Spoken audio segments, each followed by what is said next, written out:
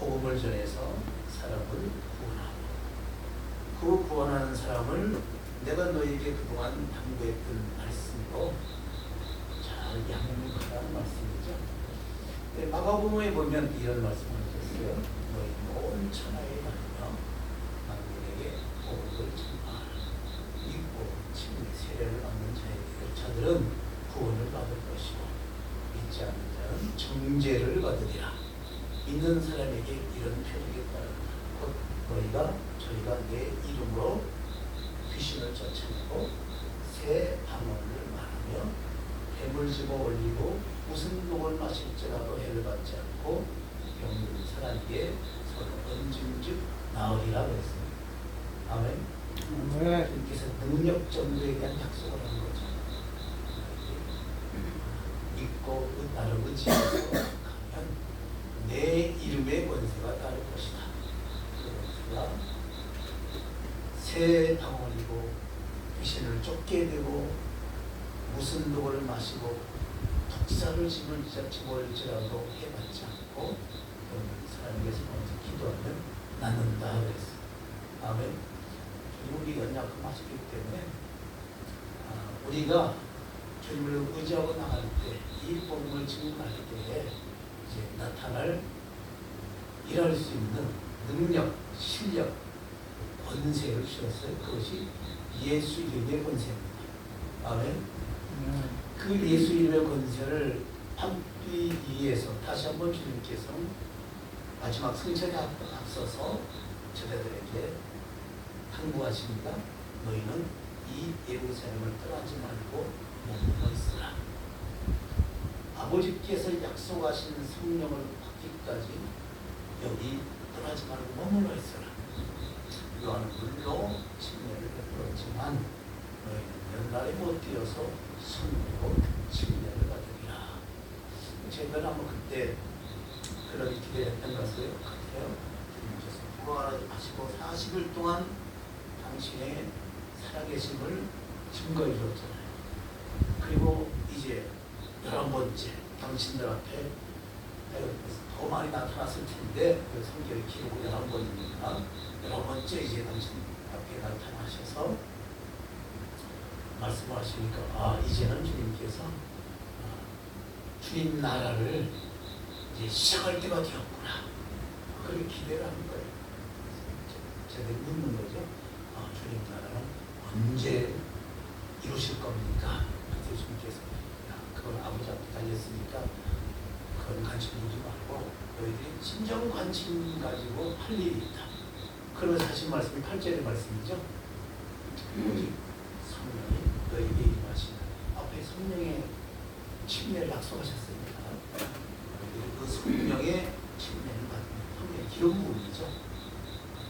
성령의 기름 부음을 받게 되면 능력을 받을 것이고 예루살렘과 온 유대와 사마리아와 땅 끝까지 이르러 내 증인된다. 아멘. 아멘. 이 말씀이 이루어지는 과정이 사도행전의 말씀이죠. 그리고 우리의 이제 사도행전은 이 말씀을 이루는 선교의 과정이에요. 그래서 오늘은 그 예루살렘, 온 유대, 사마리아 그리고 땅 끝까지 이 부분이 어떻게 성취되어 갔는지 시간 나는 데까지만 같이 은혜를 나누려 합니다. 아멘.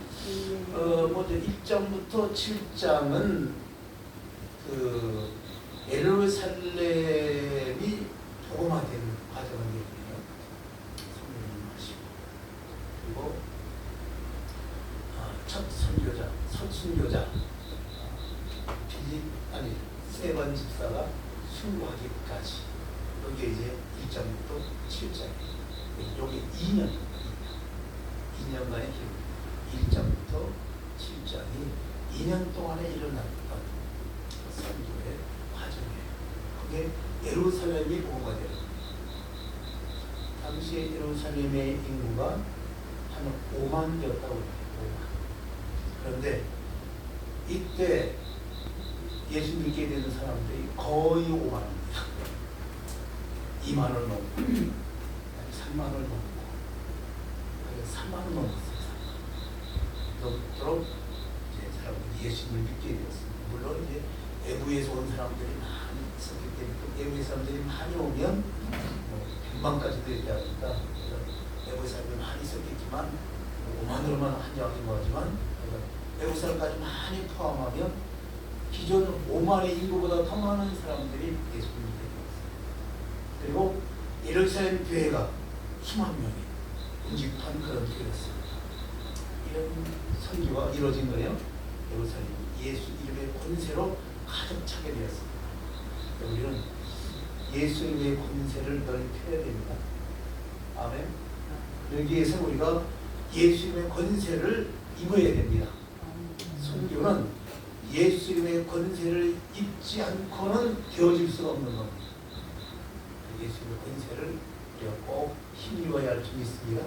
이것은 우리가 꼭 해결해야 할 우리의 숙제고 의무입니다.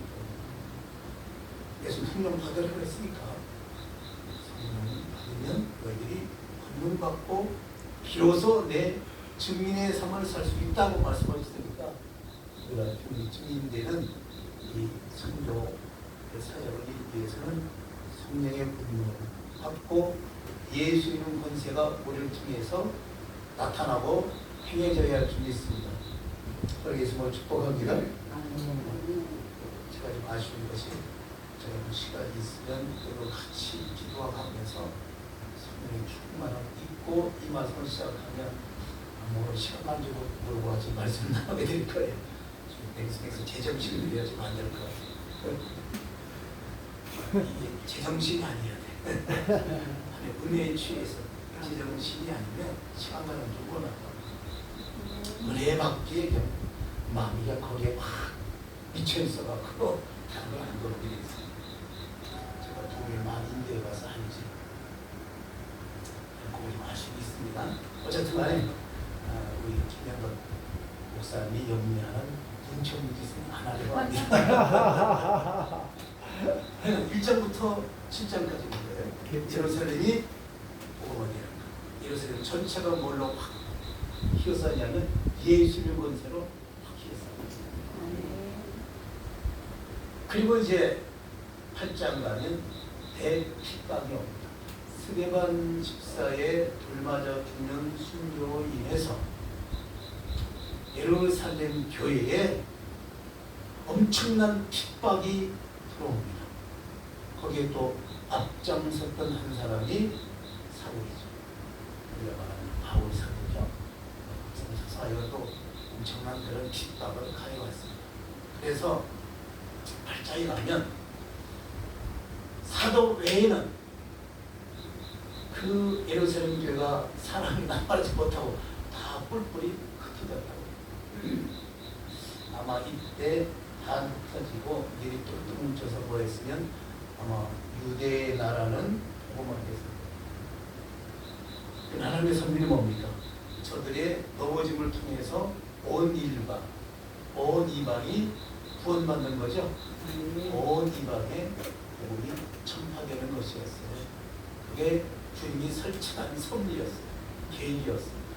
그래서 우리만 좋다고 이렇게 똘똘 뭉쳐있는 예루살렘 교인들 흩어버립니다. 큰 핍박을 흩어버려서 이들이 각지로 퍼져나오기 시작하죠. 퍼져가서 거기서 그 불을 붙이는 거예요. 자신이 퍼지는 곳에서 불을 붙입니다. 거기서 선교 활동을 해요. 그래서 예루살렘과 유다를 벗어난 사마리아를 선교하는 데 앞장선 분이 누구냐면 빌립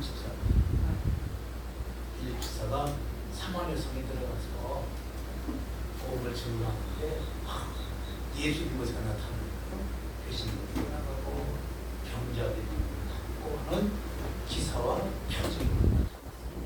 그래서 사마리아 성 사람들이 다 예수님께로 돌아오고, 근데 이 사마리아 성은 이미 요한복음 4장에 의하면 거기에 이 메시아의 구원의 복음을 이미 뿌린 사람들이 있었어요.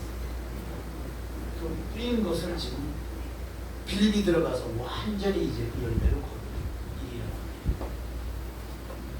사람들이 뭐 우리가 엄청난 이제 저기 속에서 그 성에 큰 기쁨이 있었다고 했어요. 성령이 역사하시고 놀라운 기능이 나타나시고 일하심이 나타나고 보면 큰 기쁨이 있습니다. 이 기쁨이 우리 목회 현장에 있어야 됩니다. 아멘. 우리 목회 현장에 큰 은혜의 기쁨이 있어야 돼요. 아멘. 이 은혜의 기쁨이 넘치면 마귀는 틈을 못 타요. 그런데 이 은혜의 기쁨이 식어지면 마귀가 뚝딱거리고 들어와서 해집습니다. 교회는 은혜의 기쁨으로 충만해야 할 점이 있습니다. 성교 현장도 마찬가지예요. 은혜의 기쁨으로 충만하면 마귀가 틈을 탈 비집고 들어올 틈을 못 찾는데 이 은혜가 떨어지는데 비집고 들어오는 거예요. 성도는 은혜의 관리를 잘해야 돼요. 특히 우리 목회자들은 우리 목회에 있어서 이 은혜의 관리, 성도들의 은혜의 관리를 잘해야 할 점이 있습니다. 아멘. 아멘. 자, 여기에 이제 구원군이 옵니다. 예루살렘 교회가 이 빌립 집사를 통해서 사마리아 성이 복음화되었다는 소식을 들어요. 그래서 두 사도를 파송합니다. 그게 베드로와 요한입니다. 베드로와 요한은 항상 단짝이었어요. 전에 오기잡이 할 때도 단짝이었고 조금 사람을 낚는 이 복음의 일에도 둘은 참 단짝으로 움직여요. 두 사도가 와서 저들에게 한수에서 성령 받게 하죠. 빌립 집사는 놀라운 이적과 기사를 하면서 그 안에 큰 은혜의 기쁨을 이루게 했지만 성령을 받게 하지 못했다고 했어요. 성령 받게 하는 일을 두 사도가 와서 하는 거죠. 성령 충만하죠. 거기 이제 은혜의 놀라운 역사 속에서 시몬이라는 마술사도 이제 공부가 하는데 이 마술사가 돈 주고 살해했다가 베드로한테 혼쭐이라고 났죠. 이렇게 이제 사마리아 큰 부흥의 역사가 있었습니다. 근데 이 빌립 집사는 이 사마리아 성만 복음화시킨 것이 아니라 그때 누굴 만납니까? 에디오피아의 내시를 만나게 되잖아요. 에디오피아 내시를 만나서 내시를 구원시킨 말미암아 저가 돌아가서 에디오피아 나가 지금까지도 기독교 국가가 되어 있습니다. 아멘. 빌립사 큰일 한 거죠. 하여간 두 사도가 성령을 받게 하고 자기가 머무는 동안 그들이 머무는 동안 이제 이 사마리아성 고을을 다니면서 복음을 증거합니다. 그리고 빌립 집사도 두 사도가 떠난 다음에 빌립 집사도 에디오피아 내시를 이제 구원받게 하고 그리고 저도 그곳에 남아서 여러 성도를 저 가이사까지 가면서 복음을 전하 나중에는 가이사에서 머물러 살게 되죠. 자, 이것이 8장부터 12장의 이야기입니다. 사마리아까지 복음화되는 과정. 이게 8장부터 12장 이야기. 이때 이제 주 역할을 감당하는 주인공이 누구냐면 베드로와 요한입니다. 바울이 좁히면 베드로죠. 베드로가 1장부터 10장까지는 크게 활동하는 모습이 이야기되는 것이 사도행전의 2장, 10장의 이야기입니다. 그리고 이제 13장에 넘어오면 이제 그 주역이 바뀝니다. 바뀐 분이 누구냐면 사도 바울입니다. 사도 바울은 3번에 걸친 전도 여행, 선교 여행을 통해서 그런 아시아와 유럽, 동남부, 유럽 특히 동남부, 그리고 나중에는 이탈리아, 로마까지 복음화시키는 큰 일을 이루죠. 그러니까 땅끝까지는 누가 감당하냐면 사도 바울입니다. 땅끝은 이방 나라를 가리키잖아요. 사울은 이 이방 나라의 사도로 주의 특별한 부르심을 받죠. 그래서 자식이 이방 나라를 복음화시키는 주 앞에 이제 부름받은 종인 것을 전하는 그 일에 정말 그 사명에 자기의 온 생애를 다 헌신하면서 이 선교사에게 힘을 씁니다. 우리가 잘 아는 대로 이 사도 바울의 이 선교사에서 목숨을 내는 거죠. 제가 사도행전 9장에서 한 상가운데 오신 예수를 만나게 됩니다. 그를 만나고 예수님을 만나고 예수님부터 이방인의 사도로 세움을 받죠. 여러 그 과정들을 여러분들 잘 아시니까. 그래서 이방인의 사도로서 이제 3차라는 전도령을 통해서 땅끝까지 복음을 증거하기 시작합니다. 사도 바울에게는 땅끝까지 복음을 전하리라는 그런 사명으로 아주 가득했던 사람이에요. 그 로마서 15장에 보면 그런 기록이 있어요. 내가 감히 주님의 이 복음을 증거하는데 내 자신을 내세우지 못하겠다. 오직 그리스도께서 주의 성령으로 나를 당신의 종을 삼아서 나를 쓰셨는데 나를 통해서 여러 이제 말과 행동과 그리고 표적과 기사와 이런 능력을 통해서 복음을 증거하게 하셨고, 그래서 이 복음을 내가 예루살렘에서 시작해서 이 일루리콘까지 내가 복음을 충만하게 채웠다. 복음으로 채웠다. 몇 개까지 그러면서 뒤에 말씀 보면 이런 얘기를 합니다. 로마 정기역서 이제 여기 보면 제 3차 여행 3차 여행 때 전도 여행 때 고린도에서 쓴 로마로 교인들에게 쓴 편지예요. 고린도 전서가 이 3차 여행에서 고린도에서 로마로 이제 로마서 이제 없을 텐데 로마로 이제 사람 특히 이제 베베라는 집사를 통해서 보내죠.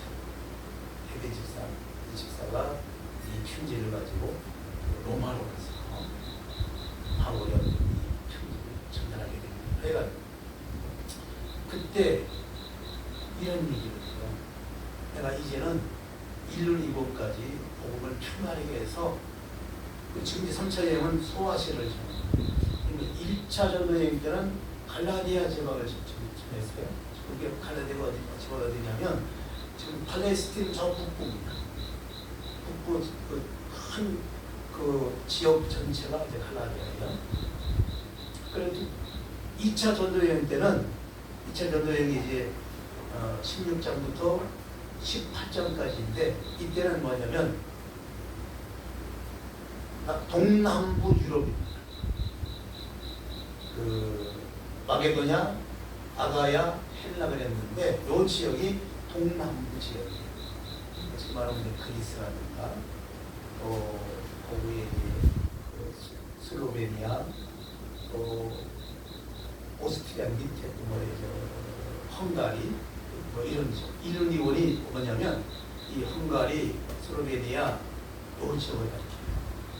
그러니까 그 위에 뭐가 있냐면 오스트리아, 스위스가 있고 그 위에 서쪽으로는 그 프랑스, 동쪽으로는 독일. 그러니까 그 아래 일루리온까지 복음화시켜요. 그래서 이때 얘기하면 그래서 이제는 더 그러니까 이게 뭐냐면 땅끝까지의 중간 지역까지는 다 복음화시키는 거예요. 땅끝이 납니다. 그 땅끝을 말합니다. 내가 이 땅끝 서바나가 스페인이에요. 스페인의 그 남쪽에 있는 남쪽 끝에 있는 그 항구를 가리켜요. 이 항구 가면 여러분 그 은하수에 보면 다시스 나오죠? 다시스가 바로 요 서바나 항구를 가리켜요. 그러니까 이 요나가 니느웨 성에 가서 아수리에 쓰고죠. 여기서 가서 이제 저들을 회개시켜서 구원받게 하라고 그러니까 그게 싫어가고 근데 멸망당해야 되는데 실은 임무시키니까 싫어하고 요가에 나서 피해갖고 욕바에서 다시 쓰는 배를 타고 이제 세상 땅끝으로 도망가는 거예요. 지금 땅끝으로 도망가다가 혼쭐하는 거죠. 거기가 이제 바로 이 다시스가 우리나라 서방합니다. 스페인 땅끝. 우리나라 말하면 저 남해 어디에 저 해남이 땅끝이라고 그러죠. 해남 지역을 하나 키우는 거기까지 이제 복음 전하는 자기의 그게 사명이에요. 사명. 땅끝까지 나가서 복음 전하는. 근데 이제 인류 리본 거기까지 이제 중간까지는 복음화 시키는 거예요. 이제 3차가 19장부터 21장까지 이제 3차 전도여행에 전도하는 과정인데 거기가 소아시아 여러분 잘 아는 7교회 이렇게 산지한 그 지역을 지금 이제 복음을 전하면서 거기를 복음화시키는 그런 과정입니다. 거기서 이제 로마로 갈 생각하고 땅끝까지 갈 미래를 생각하면서 편지를 씁니다. 내가 저 땅끝 서바나에까지 복음을 전하기 원하는데 그 전에 가는 길에 여러분에게 들려서 여러분이 이 복음을 나누고 그리고 몸을 있다가 여러분의 또 보냄을 받고 로마 교회의 후원을 받고 가는 거죠. 여러분 보냄을 받고 내가 이 땅끝까지 복음 전하러 가기 원합니다. 그 편지가 이제 로마서 15장이에요. 근데 그가 로마는 뭐 세계 중심 수도였으니까 그게 복음화 시키는 것이 그에게는 큰 사명인 거예요. 그래서 세계의 수도인 로마를 복음화 시키고 그리고 그들의 후원을 받으면서 땅끝 서바나까지 가겠다는 거예요. 그게 이제 이탈리아에서 로마에서 그 서쪽 끝으로 쭉 가면 이제 그 서쪽 쪽으로 쭉 가면 이제 서바나까지 가는 땅끝까지 가는 거예요. 그런데 하나님께서 그 얘기들을 참 이상하게 들어주시죠. 이 3차 여행 동안에 이제 결국 이런 사건들이 벌어지죠. 밀레도에서 에베소의 사람을 보내서 장로들을 초청한 목회자들이에요. 목회자들을 초청을 해요. 왜냐하면 에베소에서 3년간을 머물러 있으면서 에베소를 복음화시켰어요.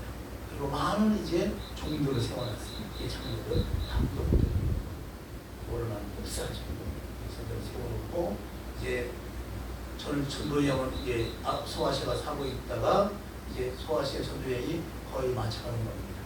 마쳐서 이제는 어디를 가야 될까요? 로마를 거쳐서 땅끝으로 가기로 원하는 거예요. 그래서 사람들을 보내서 에베소에 있는 그 감독들, 목사님들을 다 부른 거예요. 불러서 저들에게 이제 부탁을 하는 겁니다. 여러분 아시죠? 제가 여러분 가운데서 3년 동안 정성과 눈물로 여러분들에게 섬기지 않았습니까? 이제 내가 땅끝까지 복음을 전하고 거기서 안 나오죠. 근데 그런 얘기죠. 땅끝까지 복음을 전하기 위해서 로마 들려서 복음을 전하는데 이제 여기서 사역을 마치고 이쪽 사역을 마치고 이제 가야 합니다. 그런데 제가 하는 이 길에 어떤 일이 무슨 일이 있을지 저도 모릅니다. 오직 성령이 내게 일러주시기를 말씀하시기를 환난과 절박이 나를 기다린다.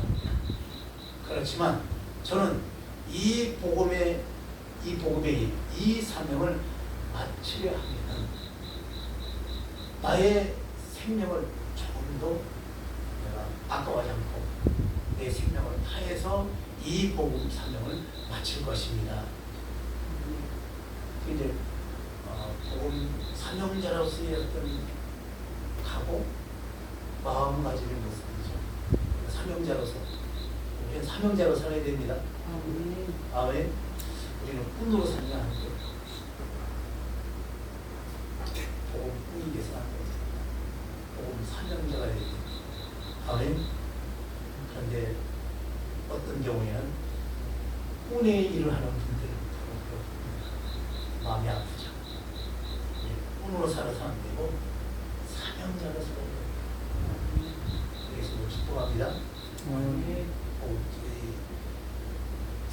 이 바울 사도는 이 복음 전도자 이 사명에 대해서 자기 생명보다 이 사명을 더 필요한 적이 있어요. 그래서 9장에 보면 제가 이런 고백도 하죠. 내가 이 복음을 전하는 일에는 앞에 보면 이제 자기가 어떤 삭도 받지 않고 이 복음에 헌신을 했다는 그 얘기를 해요. 그래서 앞에 보면 이제 복음을 전하는 어떤 분들은 이제 후원을 받고 이렇게 복음을 전하고 있는데 나는 이 복음 전하는 일에 그런 상을 받지 않았다. 오히려 내가 나와 함께 이 복음사에게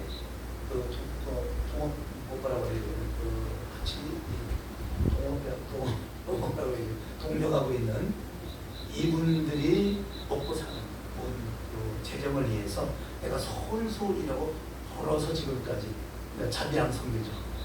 자비랑 섬겨왔다. 그런 얘기하면서 이런 고백이 합니다. 내가 이 복음 전함을 하는 일에 내가 내 모든 걸 다하는 것은 부득불 할 일이다. 득이 되든 득이 안 되든 할 일이다. 만약 내가 그렇지 않다면 나는 화를 받는다. 내가 부득불 할 일이고 내가 이 복음을 전하는 일을 중단하게 된다면 내게 화가 있을 것이다. 그런 각오로 제가 이 복음의 일을 위해서 전생을 다 드리는 거죠.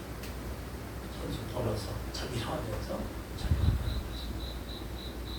거죠. 그것이 이제 오늘 사도행전 20장에 잘 나타나는 것, 특히 23장에 오늘 지금 고백인데 자기 생명을 아끼지 않고 주를 위해서 나는 헌신해 가겠다. 근데 뒤에 보면 그 헌신한 과정을 진짜 이루어가요. 여기를 떠나서 이제 이 장로들에게 다 부탁하죠. 여러분들 내가 3년 동안 여러분들 곁에서 일한 거 아시죠? 그러나 여러분의 이익을 위해서 누굴 섬기면서 이렇게 했습니다. 내가 어떤 은이나 금이나 의복을 바라지 않고 여러분을 위해서 헌신하지 않았습니다. 앞으로 내가 떠나면 반드시 사나운 일이 되게 와서 여러분들의 이 주님의 양떼들을 아낌없이 해칠 겁니다. 그리고 여러분들이 제자를 세우는 그 사람들이 당을 지어서 여러분을 괴롭힐 것입니다. 그것도 꼭 기억하십시오. 내가 여러분과 어떻게 됐습니까? 주야로 내가 쉬지 않고 눈물로 여러분을 섬기지 않았습니다. 은이나 금이나 의복을 탐하지 않고 내 일행들의 어떤 모든 그 먹고 사는 일을 내가 손수 벌어서 그런 자기 영혼을 섬기고자 않았습니다. 그러면서 앞으로 내가 떠나면 아마도 여러분을 다시 얼굴을 보지 못할 것 같습니다. 그때 이제 저는 순교를 알고 있었어요. 다시 보지 못할. 그 사람들이 거기 있던 사람들이 다시 보지 못한다는 그 말에 아무들이 마음이 아프니까 이별을 막 끌어안고 기싸면서 막 통곡하고 그렇게 하고 이제 21장 가면 요거 거쳐서 누구네 집에 들려면 빌립사 집에 들려요. 빌립사 그때 가이사랴에 살고 있었어요. 그리고 내 딸이 결혼도 안 했어요. 이혼하는 딸이 있어요. 그 집에서 묵게 되었어요. 거기에 바울이 묵고 있다는 걸 알고 이제 선지자 하나가 내려옵니다. 예루살렘에서 소식을 듣고 자기가 기도하다가 이제 바울 사도에 대한 만난에 대한 계시를 받은 거예요. 그래서 그걸 알려주기 위해서 이 빌립사의 집으로 예루살렘에서 옵니다. 그게 아가입니다. 와서 이제 얘기하죠. 바울의 띠를 풀어서 자기 손발을 묶은 다음에 성령님에게 말씀하십니다. 예루살렘 사람들이 이 띠의 주인을 이렇게 수족으로 묶고 이방인들에게 넘겨준다고 말씀합니다. 예루살렘 가지 말라는 얘기죠. 가면 이제 뭐예요? 이렇게 잡혀서 감옥에 갇혀갖고 그리고 이방인들이 맡겨져서 예수님 같은 운명을 산다는 거죠.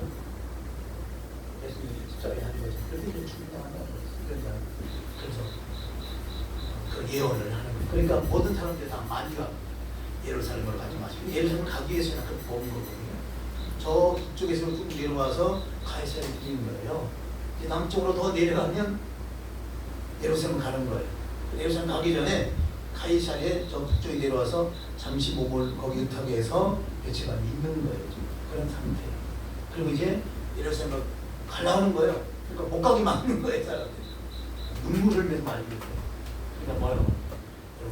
여러분들이 울면서 나를 말미암으로 내 마음을 아프게 합니다. 나는 예루살렘 가서 이게 결박 당할 뿐만 아니라 내 죽음도 각오하고 있습니다. 뿌리치고 가잖아요. 이게 바울의 그 전도자로서 선교사로서의 사명을 참 자세를 잘 말해주는 모습. 우리가 주님의 이런 사명을 감당해야 할 수 있습니다. 꾼이 되어서는 안 돼요. 사명자가 돼야. 아멘. 주님은 사명자를 기뻐하시지 꾼을 기뻐하잖아요. 꾼에 대해서 나중에 주님께 마태복음 7장 보면 이렇게 말씀하시나요? 너희들이 겉은 양의 옷을 속은 노략지 않은 이름이었다. 그래서 그날에 너희들이 내 앞에 섰을 때 주님의 이름으로 굉장한 일 안 했어요. 주의 이름으로 경제도 고치고 선전으로 하고 수많은 사람들에게 복음을 전해서 저들을 구원시키지 않았습니까? 그래서 주님 앞에 일정 자신이 이렇게 멋지게 살아왔다고 자랑을 늘어놓습니다. 그때 이렇게 딱 잘라 말씀하잖아요. 이것들아 나는 너희들 잘 모르겠다. 무슨 말인지 모르겠다. 불법을 해봐야 어떻게 내 아버지 뜻대로 하는 것이고 그들도 내 이름 팔아서 너 욕심 채우는 거지. 이 꾼들아. 그런 당해쳤고 꾼들은 그런 모습을 당할 겁니다. 사명자의 삶을 살아야 할 수 있습니다. 할렐루야. 아멘. 그러니까 이렇게 해서 이제 그 3차 전도여행을 마치고 이제 22장, 26장 가면 예루살렘과 진짜 잡힙니다. 잡혀서 이제 저를 예루살렘에서 죽이려 하니까 어디로 빼버립니다. 가이사랴로 빼버리잖아요. 총무장을 시켜서 빼버려요. 거기서 이제 가이사랴에서 진짜 재판을 받아요. 그때 총독이 벨릭스였고 나중에 후임자가 베스도입니다. 벨리스한테 베스한테 이제 신문을 받고 나중에 거기에 그 헤롯 대왕의 손자인 아그리파 왕이 또 찾아와요. 이 사람은 유대교에 대해서 상당히 호의를 하고 있습니다. 그래서 바울의 일이 궁금해서 방문을 한 거예요. 그래서 그 앞에서도 이제 자기 변명을 하죠. 그게 26장에 이제 얘기합니다. 그러니까 결론적으로 이 베스도하고 아그리파가 최종 신문을 하고 이런 결론을 냅니다. 아, 이 사람은 이런 큰 벌을 받은 사형을 당할 잘못이 없다. 근데 바울은 그 앞전에 어떤 일이 했냐면 자기를 40명이 소원을 했어요. 바울을 죽이기 전에 나는 음식을 나는 거부한다. 그래서 금식하면서 바울 죽일 기회를 잡는 40명이 소원한 사람이 40명이 있어요. 그걸 조카를 통해서 알게 되잖아요. 그래서 예루살렘에 있으면 언제 죽을지 모르는 거예요. 그래서 황제한테 자기 로마 시민권이 있으니까 로마 황제한테 재판을 신청한 거예요. 로마 시민권 시민인 사람은 아무나 함부로 못합니다. 황제한테 자기의 어떤 그 억울함을 탄원하면 꼭 들어줘야 되는 거예요. 그래서 왜냐면 안 그러면 자기가 여기서 죽으니까 로마의 약속되기 말한 거예요. 황제한테 탄원을 하는 거예요. 그래 지금 머물리는 이 그래서 이제 보호하기 위해서 가해자까지 와서 이제 보호하고 있는 과정에 이런 신문에 나가는 좀 그래서 신문 결론은 뭡니까? 이가 아무 죄가 없다. 오늘은 이 사람은 풀려날 수 있는데 황제한테 호소했습니다. 이거는 로마 법에 의해서 실행되어야 되는 거예요. 그래서 이제 로마에 압송되잖아요. 기도가 일으킵니다. 로마 관리를 간절히 받는데 하나님께서는 공짜 배를 타고 공짜 호의를 받고 그리고 들어갑니다. 그 받은 중에 뭐 재판 앞에서 예수께서 말씀하신 대로 많은 이제 이스라엘 백성과 이방의 왕들 이방인들에게 복음을 분양하도록 그 자리를 열어놓으시잖아요. 아멘. 지금 이렇게 하십니다. 그리고 이제 로마 황제 앞에 가서 이 복음을 변론하도록 로마로 이제 보내시는데 100명의 호위병을 세우고 그리고 공짜 배를 태워서 차비 없이 가는 거예요. 배석 없이 하나님 다 공짜로 이제 호위병 붙여갖고 가는 중에도 여러 가지 사건들이 있잖아요. 그 사건을 만들어 가시면서 결국 로마까지 압송되게 되는 거죠. 그의 기도 제목을 이렇게 이루시죠. 하나님 우리의 기도 제목을 이루신 방법이 참 하나님 방법대로 하셨는데 참 신경망측한 거죠. 그렇게 이제 인도하셔서 로마까지 가게 됩니다. 그리고 결국 로마 감옥에 투옥되는데 이 감옥은 그래도 자유로운 투옥이었어요. 5년 동안 같이 있게 되는데 바울이 1차 전도를 2년간 했습니다. 2차 전도는 3년간 했습니다. 4차 전도는 4년간 했어요. 그리고 여기 로마 감옥에 5년간 원래 2년 그렇게 말하고 있는데 실질적으로는 5년간을 거기 이제 뭐라 그래요? 집에 이렇게 있으면서 이렇게 하는 걸 그걸 뭐라 그래요? 집에 이렇게 격리시켜서 이렇게 감옥 살게 하는 것은 뭘 하잖아요. 그런 경우였어요. 그런 경우.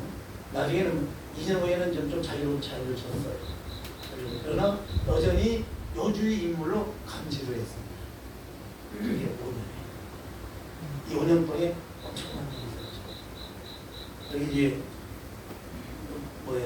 1차 전도 때는 갈라디아서를 썼고 2차 전도 때는 데살로니가 전후서를 썼고 그리고 3차 전도 때는 고린도 전후서와 로마서를 썼고 그리고 이 감옥에서 우리가 잘 아는 그때 이때는 이제 주택이 세를 얻을 수 있었잖아요. 그래서 사람이 접촉한 것을 막지 않았어요. 수많은 사람들이 와서 바울의 소문을 듣고 와서 복음을 나누고 은혜를 받고 구원받아서 구원을 받고 그리고 무엇보다도 뭡니까? 얘는 그 로마 병사하고 죄수가 같이 묶여 있는 거예요. 완전히 동안의 근처 안에 고함 속에 있는 곳이잖아요. 1대1 정도 되는 거예요. 그래서 로마 근위병 이 노른자이의 복음이 들어갑니다. 그래서 로마가 노른자이부터 복음화되기 시작합니다. 그게 이제 5년간의 기간이에요. 그리고 이제 풀려나게 되죠. 풀려나서 당부했다가 또 이제 감옥에 갇힙니다. 이게 2차 투옥입니다. 이 갇히게 된 것은 이제 내가 이제 보니까 네로에 의해서 그 전에 대핍박이 일어나잖아요. 그래서 네로에 의해서 기독교에 대한 핍박이 아주 심해지는 그런 목적의 시기였어요. 그래서 하여간 로마 황제를 신으로 주라고 신을 인정하지 않고 우리는 다른 주가 있다. 그러니까 이제 황제로부터 엄청난 핍박이 들어왔죠. 그래서 이제 바울 사도도 그런 적에 의해서 감옥에서 갇히게 됩니다. 이때는 이제 자신이 감옥에 갇힘을 알죠. 디모데후서를 쓰면서 내가 언제와 같이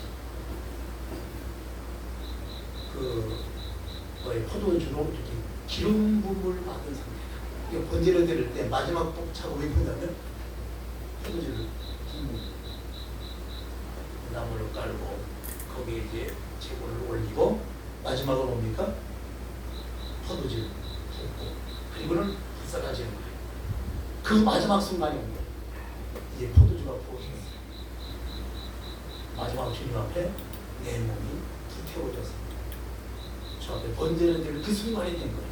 그것이 이제 된 말씀이 디모데후서 4장인가요? 4장이 맞습니다. 그 순간이에요. 이렇게 해서 결국 저가 순교를 당하죠. 이때 순교했을 때 다른 기록에 의하면 참수했다고 해요. 이게 로마 시민이니까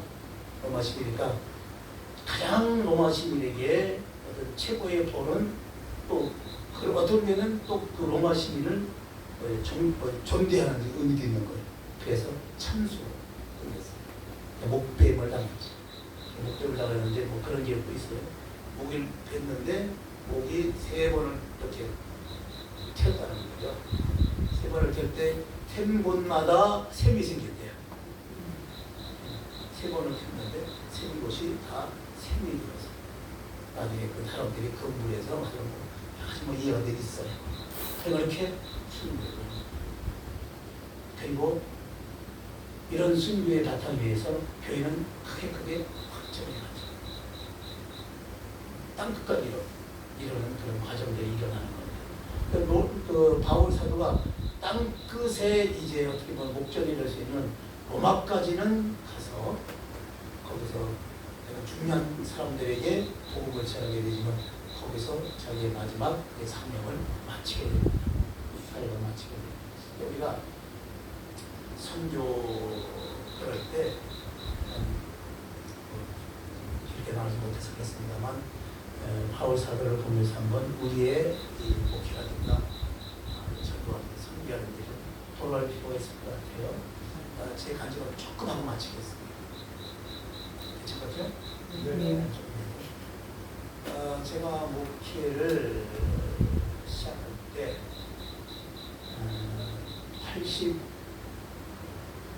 84년 이제 그 졸업을 하고 83년 정도인가요? 80학번이니까 졸업을 하고 저 광주에 있는 10년 선배 목사님이 나중에 직접 와서 끄고 가서 1년간 이제 부교육자로 일을 했습니다.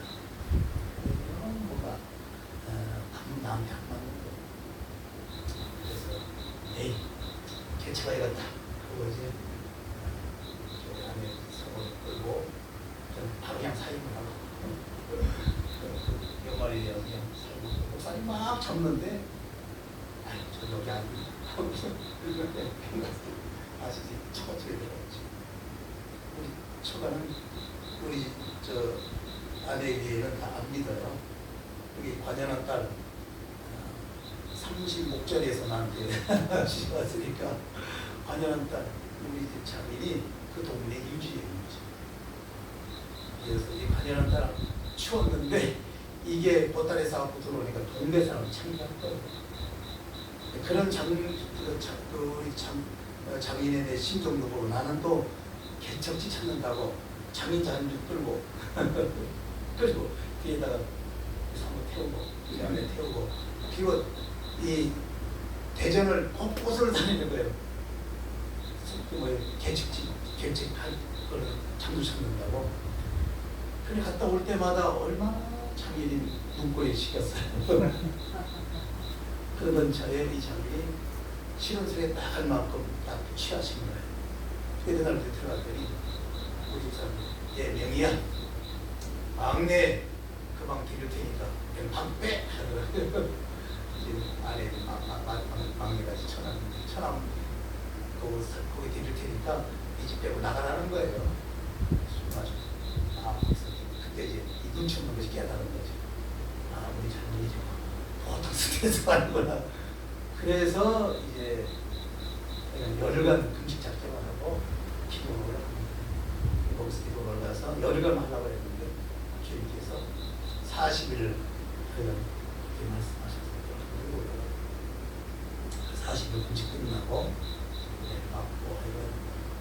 충만해서 그냥 충만해서 또 이제 아래서 부르더라고요. 부격제 있던 목사님이 거기 교회에다 쓰니까 얼른 오라. 그래서 가서 이제 목회가 시작되었죠. 갔더니 교회 앞에 그분들이 10년 선배예요. 이제 부격이 된 곳으로 분기니까 선배인데 이 양반이 얼마나 벨나게 목회했는지 동네 안 싸운 사람이 없어요. 교인도 싸워갖고 다 도망갔어. 다 도망가고 교인 장년 2명, 그 집 아이들 2명. 장년 3명이구나. 장년 3명, 아이들 2명. 이게 전부 교인. 그리고 이 양반이 빚을 엄청 져놨다고. 나중에 장부는 다 쓴 거예요. 다 지출됐는데 입만이 똑개다고 기획적으로 했습니다. 그 양반은 11조 하던 교인이 11조 안 하면 찾아갑니다. 직접 찾아가고 11조 내놓으라고 합니다. 알만하죠? 그 쉽지 안 줄 수 있어요. 뭐 찾아왔는데 집에서 붙여야지. 그렇게 쉽게 뜯어내. 그리고 위에 저기 슬라브인데 슬라브에 이제 위에다 십자가 세워놨는데 감정 있는 사람은 새벽에 거기 올라가서 다 들으라고 막 사람은 작은데 목소리 엄청 커진 사람이 그 큰 목소리 들으라고 완전 이단을 좀 찍혀있는 그런 곳이었어요. 그래서 그들이 하나님 문을 열어서 통장이 제일 먼저 찾아오더라고요. 제가 기자가 있으니까 나하고 얘기하더니 마음에 들었는가 봐 내가. 당신은 진짜 목사님. 그때 전도사 때인데 목사 진짜 목사님 오셨네. 이 양반이 동네에다 나 소문을 내. 소문이 참 중요합니다. 주위의 교회가 어떤 특히 목회자가 어떤 소문 내기 중요해요. 이분이 좋은 소문 잘했어요. 근데 뭐 교인들은 얼마 없으니까 들어갔어요. 근데 이제 전도를 해야 돼서 전도 시작했거든요. 내가 반경 1km, 그러니까 지름 전체 2km는 안 가본 지 거의 다 되셨어요. 거의 다 집마다 가면서 내가 인터뷰로 들어가서 공부를 잘했어요. 그 당시 그게 가능했어요. 그 당시 50년 가까이 됐으니까 85년도 85년 말이니까 그렇게 되잖아요. 40년 지난가요? 네, 40년 됐으니까 그 당시 그게 가능했어요. 집집마다 다 알고 오셨는데 이게 능력적으로 중요한 게 뭐냐면 가면은 이제 병자들을 만든다 했어요.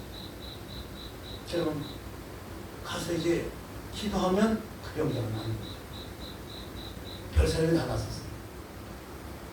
그래서 이제는 이 복음 전하는 것이 두려움이 아니라 전하는 데도 설레는 거예요. 오늘은 누구를 만나서 무슨 일을 하실까 그런 설렘이 있는 거예요. 그렇게 복음을 전했습니다. 그래서 어떻게 그렇게 도움이 되죠. 또 예배 때마다 과연 하나님께서 성령의 역사하시는 증거들만 나타났어요. 그래서 기대를 가지고 교인들이 예배를 나오는 거예요. 새벽기도를 가지고 인텔리 여집사님이 있었는데 우리 남편도 회사 중력 그 남편이 굉장히 까다로웠어요. 자기 아내만 끼고 살라고 새벽기도 나오는 걸 엄청 싫어해요. 그러니까 남편이 싫어하니까 남편 잠든 사람이 원래 이제 빠져나오는 거예요. 원래 빠져나오는데 하루는 봤더니 옷을 다 거꾸로 입고 나왔어요. 그 밤중에 막 입고 나오라고 하니까 옷이라도 말이 뒤에 그랬었더니 남편 깨끗하더라고요. 그분이 아주 한가해요. 자기가 오늘 예배 새벽 예배 빠지면 새벽 예배 하나님 어떤 일을 하실지 모른다는 거예요. 나 빠진데 주님이 뭔 일을 하면 자기만 생각하고 저기 해야 되는 거예요. 그래서 그런 기대가 있으니까 예배를 합니다. 여기 예배가 대입 10시 예배라 하죠. 그 예배나 그다음 저녁 예배나 철야 예배나 수요일 예배나 큰 차이가 없어요. 사람들이 막 엄청 또 더 역사가 많아요. 당시에는 얼마나 전도에 미쳐 있었는지 그때 이제 4년 만에 우리 아들이 태어났어요. 2주 지났는데 도저히 가면 못 있겠어. 전도 나가고 싶으면 미치겠는 거예요. 이게. 그래서 혼자도 못 가고 우리 제 아내를 불러내서 가자. 그랬더니 아니 나 이 두 집밖에 안 나고 아직 몸이 성하지 않은데 뭐 언제인데 나 혼자 가. 내가 얼마나 이 미련한 사람이 순진하고 나 혼자 가고 같이 가야지. 그러고 같이 가면 그 애기라도 내가 안았어야 되잖아요. 근데 그 안에다 다 맡겨놓고 저럴 때 이제 애기를 안고 따라오네. 나중에 그 엄마가 그때 자기가 우리를 위해서 이 무릎이 이 손목이 시리다. 시리 무릎도 시리. 두고 엄마가 그럴 정도로 미쳤어. 그러니까 교회가 부흥됩니다. 인도 못해서 36평이라는 꼴인데 꼴이 앉을 곳에 꽉 찼어요. 그렇게 앉으니까 뭐 거기에서 여기까지만 왔으니까 150명이 앉아있다고 했어요. 여기다 아마 100명은 꽉 차면 앉을 겁니다. 그렇게 인도 못해서 부흥이 왔어요. 아마 그 부흥을 계속 이어갔으면 엄청난 교회가 됐겠죠. 내가 이제 시험에 들어가고 거기 그렇게 내가 밤낮 한날이었어요. 정말 2시 1시고 교인이 부르면 뛰어났어요. 그렇게 미쳤어요. 근데 그냥 그 중에 얼마가 나중에 나한테도 시어분들이 만들다. 그래서 그때는 이래서 그 호남선 분들은 안 좋아했었거든요. 그 당시까지 말해도 지금은 좋아합니다. 어제까지 호남분 안 좋아했거든요.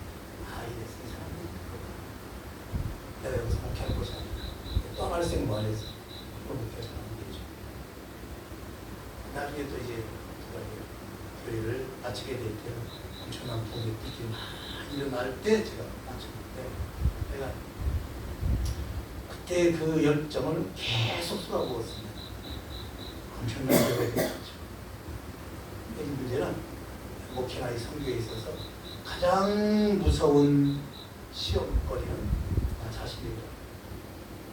나 자신만 이기면 다 이기는데 그 꼴난 명분에 쌓여서 여러분 우리가 사람에게 시험 들 때는 꼭 명분이 있습니다. 정당한 명분을 다 갖고 있어요. 그 명분 때문에 넘어지는 거예요. 그 명분을 이기시기 바랍니다. 주님께서 자기 부인하는 것을 통해서 우리를 구원하시는 주님이실 텐데 우리가 철저하게 우리 부인의 부인이 우리 목회에 성공이 진행되는 일이 있습니다. 오늘도 마찬가지로 있습니다. 전도해야 됩니다. 다음에 해외 선교 중요하죠. 그러나 먼저 국내 선교부터 먼저 힘을 써서 국내 선교가 잘 되어집니다. 해외 선교도 그 힘으로 엄청나게 하게 될 줄 믿습니다. 제가 선교에 가서 여러 가지 느낀 어떤 경험을 가지고 이번에 하와이에 안 들어가고 남아서 선교 마을을 만들려고 합니다. 그래서 한국에 그만한 힘 있는 후원의 기지를 갖지 않고는 해외 선교가 계획하는 대로 또 목표하는 대로 이루기가 어렵다는 걸 제가 깨달았어요. 이 선교를 혼자 하는 것이 아닙니다. 팀이 잘 이루어져야 됩니다. 바울도 오늘 그 얘기 못했는데 팀을 잘 이루었잖아요. 팀의 승리였습니다. 우리의 승리였지 나의 승리가 아니라 우리의 성과를 만드는 그 목회와 선교 또 이 부흥이었던 그 단체였던 활동 이런 중요한 것 우리가 해야 됩니다. 혼자 하는 것이 아닙니다. 가장 우리 중에 핵심은 문대신이시고 성령이시지만 그 안에서 우리가 우리라는 동력자의 운명 공동체의 의식을 가지고 주의 일에 힘을 쓸 때 놀라운 성과들이 일어날 줄 믿습니다. 아멘. 아이고 조금 시간이 지났는데 기도하겠습니다. 우리 주님, 우리의 선교에 주님 은혜가 늘 함께 하셔서 우리라는 이 주님 앞에 한 운명된 이 복음의 운명을 잘 감당해서 주 앞에 큰 연대를 가지고 기쁨을 드리고 또 주 앞에 자랑스러울 수 있는 우리로 삼아 주옵소서. 그러시는 믿사옵고 주님 예수 이름으로 기도하옵나이다. 아멘.